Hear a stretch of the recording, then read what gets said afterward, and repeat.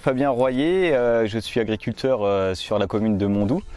Nous sommes actuellement ici sur une parcelle de blé où les conditions d'implantation étaient assez catastrophiques à l'automne. Et du coup, je me posais un petit peu la question du travail du sol à mettre en œuvre pour la prochaine culture qui est le colza. L'intérêt de la description du profil cultural, c'est de pouvoir décrire la structure du sol globalement, mais aussi l'ensemble des structures qui composent l'horizon de culture.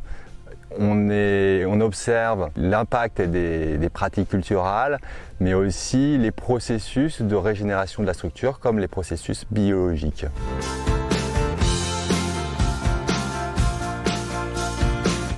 On a ici un profil de sol qui montre un état de dégradation des structures liées à l'implantation de la culture. Donc on a un sol qui a été labouré, on observe des volumes de sol matérialisés ici en blanc, au sein duquel on a des mottes et aussi des matières organiques enfouies. Et on observe aussi dans ce profil des tassements un peu sévères liés au passage de roues. Dans ce sol, les conditions hivernales en plus ont accentué les problèmes du blé. On a eu dans ce sol qui est limoneux, donc des sols qui sont fragiles, la création d'une croûte de battance donc, qui est matérialisée et qui a empêché un petit peu l'eau de s'infiltrer, de plutôt ruisseler, et qui a un petit peu asphyxié le profil de sol. Ici, on a un autre exemple de mauvais labour, de mauvaise implantation du blé.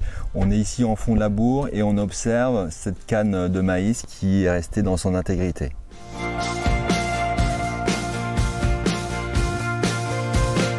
En dehors de l'implantation du blé dans ce sol, on remarque aussi des traces de tassements passés qui peuvent dater d'une dizaine d'années et qui peuvent être un peu néfastes à l'implantation d'une culture sur le plus long terme et qui empêchent les racines de passer en profondeur, rechercher de l'eau.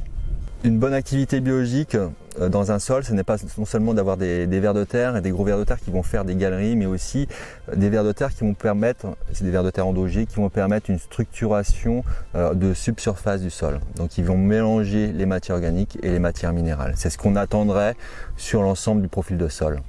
En l'état actuel de ce sol et pour l'implantation d'un colza, il va sans doute être nécessaire de pouvoir fragmenter ce sol, fragmenter les mottes défavorables sur 10-15 cm afin de faciliter l'implantation du pivot dans les couches les plus profondes. On a ici un bon sol de culture, c'est un sol limoneux profond, donc qui permet d'avoir une réserve en eau utile très intéressante pour tout type de culture, même pour les cultures d'été. On a besoin de réfléchir avec l'agriculteur aussi, de savoir quel type de sol, quel type de travail du sol on va avoir dans les prochaines années pour éviter les problèmes qu'on a eu cette année, qui sont exceptionnels, mais aussi de savoir pouvoir jouer sur les couverts d'interculture, qu'elles soient courtes ou longues, pour amener un petit peu plus d'activité biologique dans ces sols qui sont quand même relativement fragiles.